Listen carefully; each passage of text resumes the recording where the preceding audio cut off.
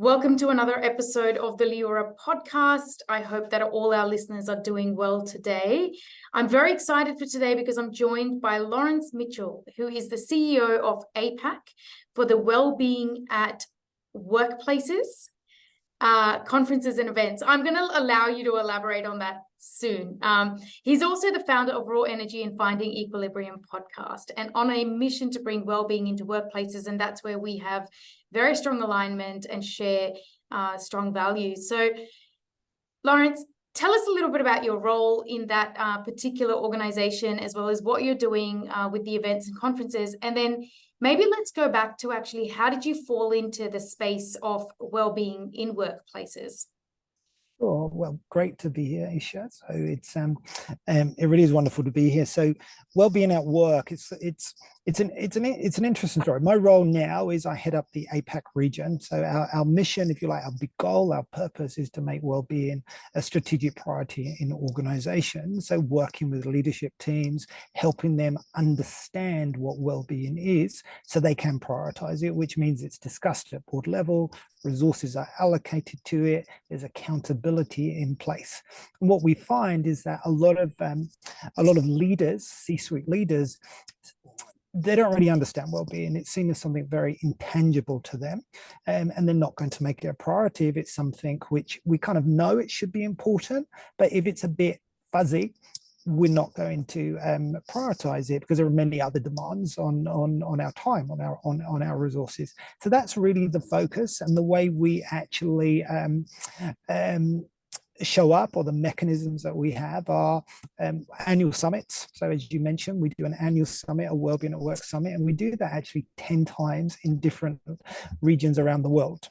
So it started in the UK 10 years ago, when the world of wellbeing at work was dramatically different. Like 10 years is like a long time. It's not a long time, but it's a huge amount of time, because back then it was very different. I was at the very first Wellbeing at Work, very different, felt like a health and safety event, whereas now it's completely different. But because we run it in 10 locations, we get a really good idea of what the trends are, what's happening in these different cultures, because we run it in the UK, in Europe, in the Middle East, in India, in South Africa, in America, Canada, South America, and of course in Singapore and in Australia, where I'm based. And so it's been great, and it's really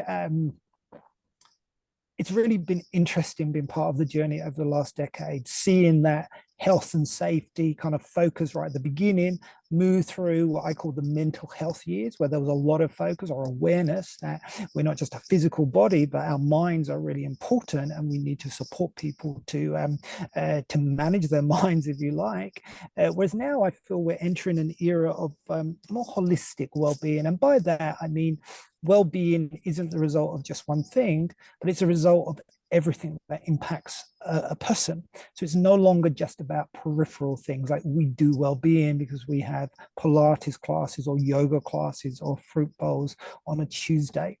What it's now about is a recognition that to keep people above the line, and by that I mean the line of balance, thinking in a positive way, we need to look at the jobs that they do. Are they designed well? Are they resourced properly? The environment, have they got enough light? All of these things impact the way we feel as people, and therefore impact the way we perform. So many cultures, I speak to many leaders, and everyone's keen to create a high performance culture. But that goal, that success, of course, comes from helping each of us as individuals perform at our best. And then, of course, it extrapolates, and then you have a high performance culture. And why do we want a high performance culture? Because then we have a high performance business, and all of our stakeholders are happy.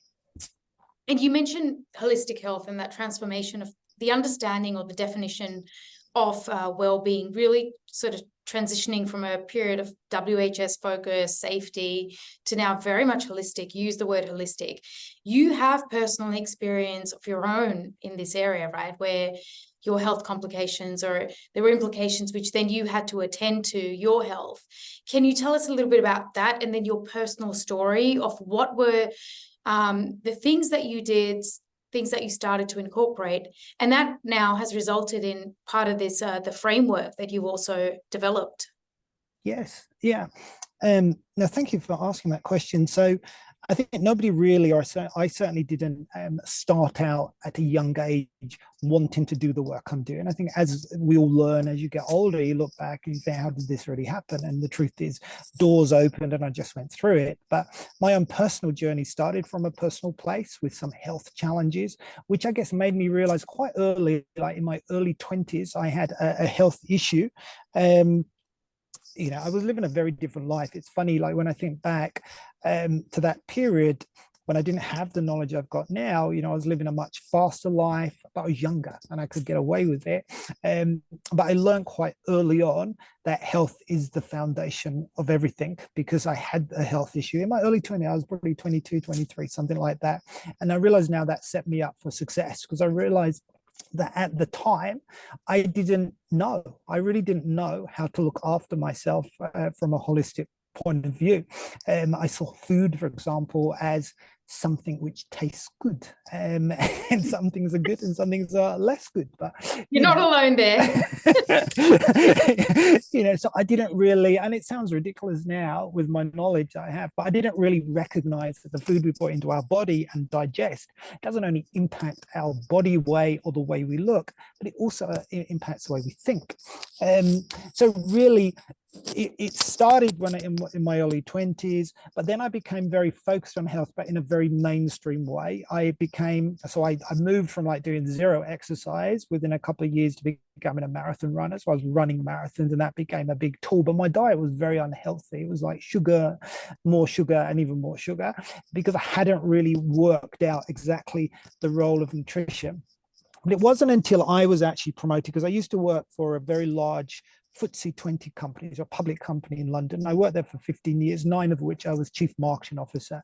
And it was when I was promoted, and this was back in 2008, and I went from managing 12 people to about 150 people. So it was a massive step up for me, and like in so many ways. And when you've got your boss, you have a boss and you work closer with your boss and you think you can do their job, but you can't until you do it. You don't know what it's like, actually, because everyone's problem is your problem.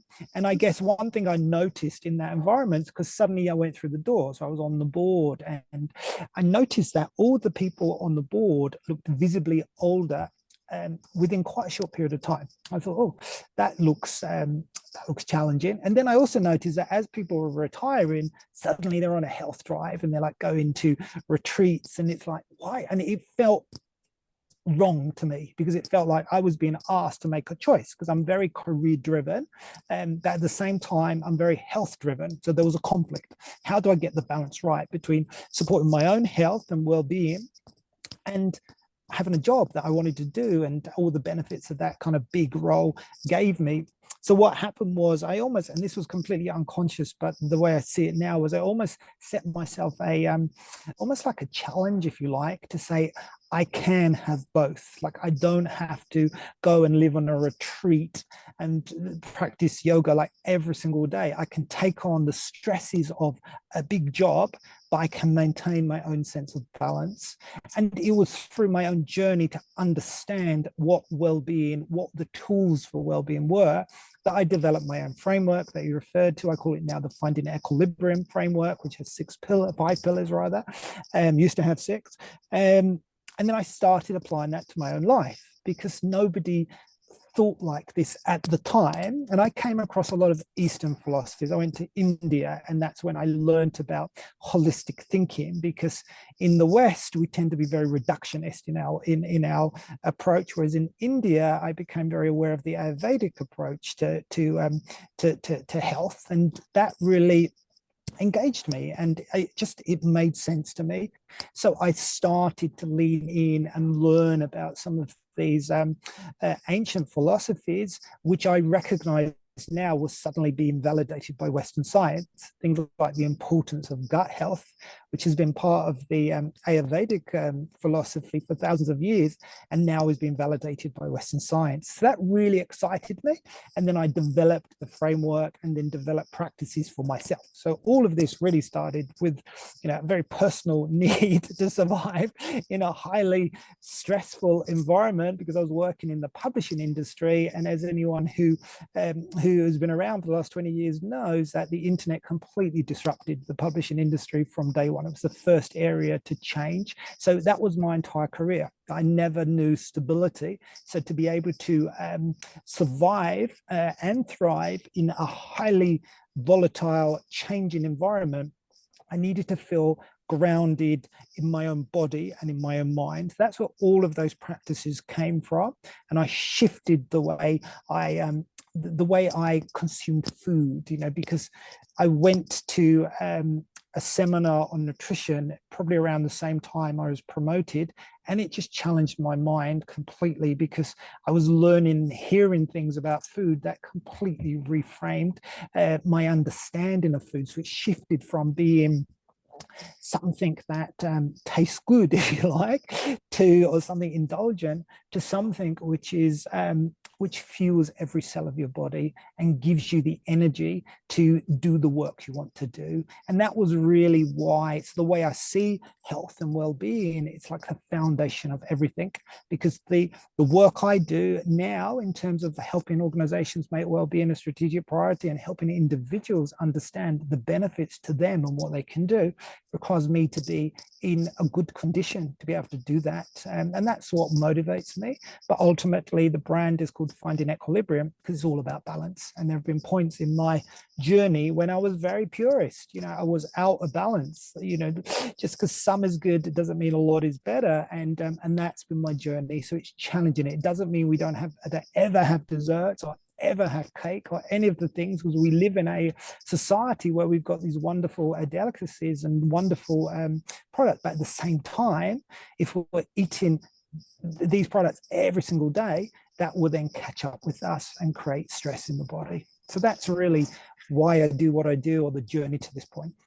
So Lawrence, I echo so many aspects of what you've said. I've had my own personal journey and very much actually went through this decision point of, actually, if I continue operating the way that I am, I started my first business when I was 24 and then, grew that quite aggressively actually for the first 6 years. And it was sustainable. I wasn't married. I didn't have kids. But when I started to have all of these interferences, positive interferences, like getting married or having my first child and then having my second child, operating in that way was just not going to be sustainable. And I kept hitting points of burnout, and also just mental health, like stress, incredible amounts of anxiety. And so started on the journey very much like yourself, and realizing that it's not about an event or a retreat that we do once a year. Like, these things are really a choice that we make for a complete lifestyle approach. And so 6 years ago, because I started to see many results in my own life when I started to incorporate a lot of the principles actually that you talk about, the 5 pillars of total well-being, and we'll come to that in a minute, and Eastern philosophy, also quite a bit of Western ways as well, like talk therapy. I started to see such positive improvements that I brought that into my business. So as a CEO, as a founder of my own organization, where we support people with disabilities in aged care, our carers, we have a workforce of 700 carers that are constantly hitting burnout because of workforce shortages, or they're just working, overtime because of the low pay in the sector, et cetera, et cetera. So we brought these things in. We introduced meditation into the workplace 5 years ago. I mean, even our performance appraisals, we started to talk about personal values. Is the work that we're doing aligned with our personal values?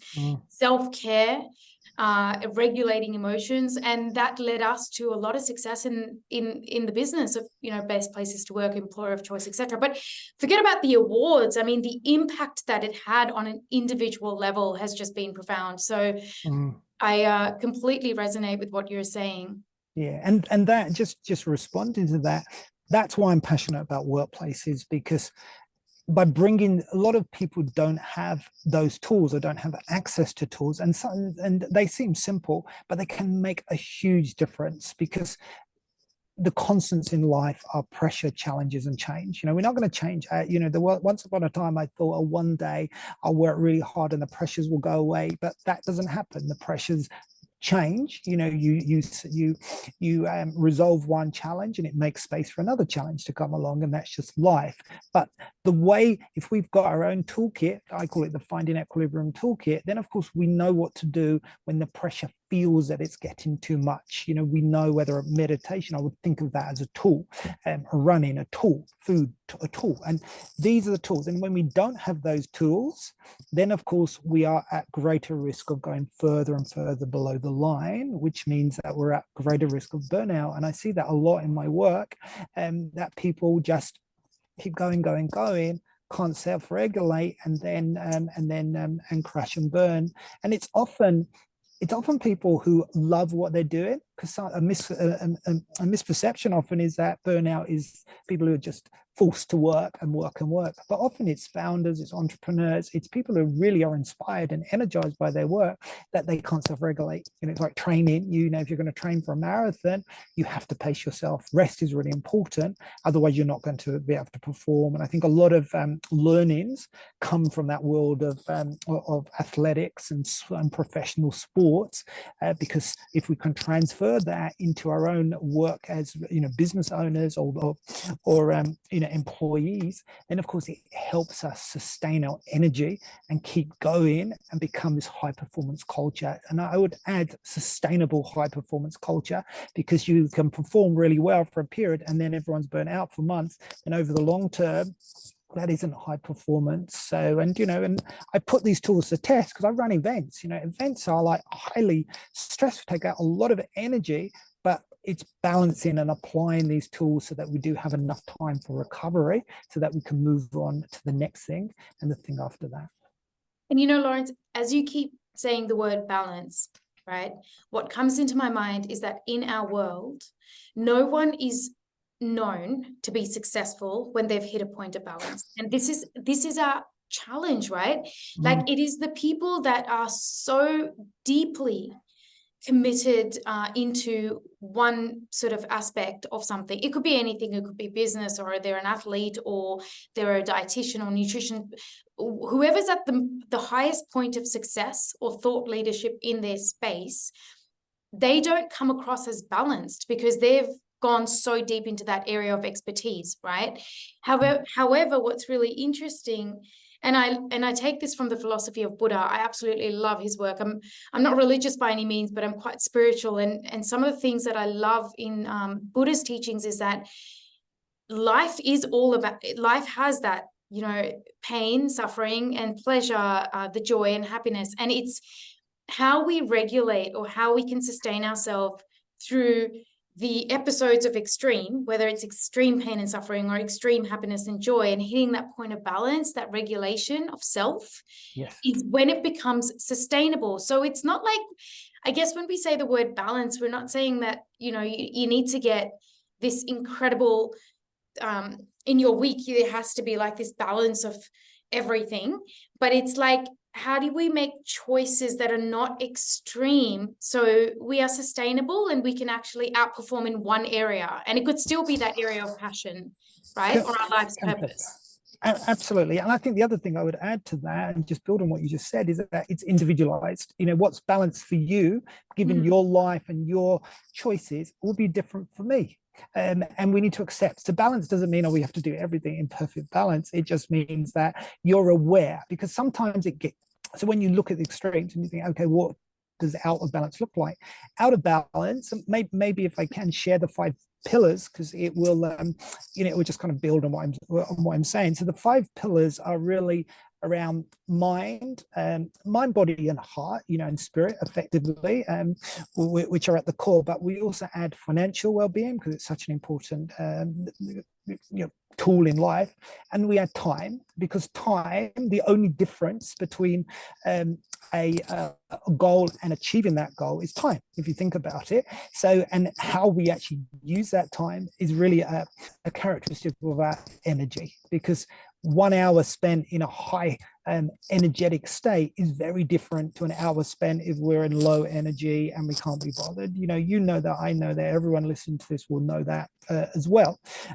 So we look at that because those pillars are relevant for all of us. And an out of balance expression would be financial well-being, really, really important. I'm going to put all my energy into building as much money as I possibly can at all costs. And we know people who do that, they burn out. Their physical well-being suffers, their mental well-being suffers, their relationship suffers. That's an out of balance expression, which means that then at some point, because the universe wants us to be in balance, at some point that balance has to be corrected. We become aware. It's like, okay, many people wake up and think, was that worth what I was doing? Maybe I need to just adapt it and put more energy into the relationships with my kids, relationships with my partners, into my physical health. Maybe I need to exercise. These are the choices that we make. There's lots and lots of people, and life can get out of balance. But I always say, well, that's fine. Don't beat yourself up. Just become aware, because once we're aware of the areas that we're out of balance, then we can take action, because awareness leads to choice. We don't have to take action, but at some point we might want to, and often, and this is a sad thing, I guess, is often a burning platform leads to action. This is always the tragedy, and that was, in many ways my own story at the beginning. I had a health issue, and it just made me very aware of the risk of all the implications of poor health. But we can adapt that ourselves by tuning in and becoming aware, like using that framework. I have a score like -5 to +5, and whenever I do one-to-one work or if I run workshops, I get people to just score themselves right now. Where are you from a scale of -5 to +5? So one of the pillars is connection. And that's connection to self, that's connection to others, social relationships, connection to the natural world, connection to spiritual world. It really depends on people's, people's beliefs, but they score. And then with that score, that shows you where you are right now. That's your starting point. Then you have awareness, then you have choice. Because the next question is, well, are you happy with -1 in connection, or would you like it to be a +1? And if that's a goal, then of course, then it becomes, well, what can we do to help you shift those numbers? Because numbers tell a story, and it helps move something which is can be overwhelming. Well-being can be overwhelming. If you look at our lives, we are balancing many balls. We have many roles, running businesses, having families, having partners, wanting to have social lives. There's so many things. When you look at it from a big picture point of view, you think, well, how do we even get through each day? Because there's so many things. And it does come down to routines, habits, rituals, which helps us to structure our time and helps us to automate, make choices, so it doesn't feel as overwhelming as it could do as we travel through life. Yeah, absolutely. And in this work, you've seen some profound impact that you've been able to make in organizations with these programs. Yeah, no, absolutely. And it always comes because the way, you can measure the impact of wellbeing programs from a business level on looking at numbers like engagement, on retention, on cost of recruitment. Then these are cold numbers, business metrics, but important metrics, because we need to be able to justify any expenditure. So there's always a benefit to the business, and there's also a benefit to the individual, to the individual, and the impact on the individual's families and communities. But I love looking at the individual stories. That's what really inspires me and energizes me to continue doing this work, because you could talk to lots of people, this podcast, and you never know who's actually listening and where they are. But you may say one thing, one word, or one example that really connects with that person and starts them on a journey of change, a personal journey of change and transformation. And that's what I love, because change is hard. This is what I've learned, like having worked in the publishing industry for a long time, which completely changed and transformed, and then been on my own personal journey and transformational journey. what I've learned is that change is really, really hard, and we resist it as much as we can, because we have to do the work. To change, we have to do the work, and often it's easier to stay still in an unhappy situation rather than actually put the energy in to change it. But once we start, because this is often the case, once you start, and you start to build the momentum and you start to change. And I feel we're really lucky now. There are many challenges in the world, like a macro perspective. There are many things that are out of balance, clearly, but we also have all of this knowledge from the past, as I described, and we also have all of the modern technologies around now, which help us. So if we can marry the two together, then of course we can create a much more harmonious environment for ourselves and for our families and workplaces, have access to lots and lots of people. And that's why I'm very passionate about bringing these messages, bringing these tools into the workplace, because businesses will benefit, people will benefit, and all the wider ecosystem, if you like, customers and everyone who's associated with those brands will benefit to create a more, a more balanced society. Absolutely. And I think just to, as we bring this discussion to a close, I think, so I'm equally passionate about this space, of course. And, I do believe to a huge extent, we are a product of our environment. So, incorporating this from an organizational level, a collective sort of effort within leadership is so crucial, because it's otherwise very hard for individuals. There's a lot of resistance because the majority potentially in the organization are going in the other direction. So it's very easy to fall to the lowest common denominator around us. So I do believe, I'm very passionate about self-care and bringing our, I guess, that self-nourishment, acceptance and awareness into balance, because then we can actually propel even more in the areas that we want to in our life, in all of the other areas that excite us and we're passionate about. So as we bring this to a close, I just really want to thank you for some of the things that you've shared today, Lawrence. And what is the website? Where do people connect with you so they can get more information on the framework and the work that you're doing? Sure. So there's a couple of websites. I mean, LinkedIn's probably the best place to connect with me. So you can find me on LinkedIn, or you can find me on wellbeingatwork.world, which is our Wellbeing at Work website, or you can find me on getrawenergy.co. That's .co, which is where I share a lot of content about the Finding Equilibrium model and all the tools that fit into that. Thank you. Thank you again. I hope everyone got something out of it today. Thanks again for your time, Lawrence. My pleasure. Thank you, Isha. Thanks so much.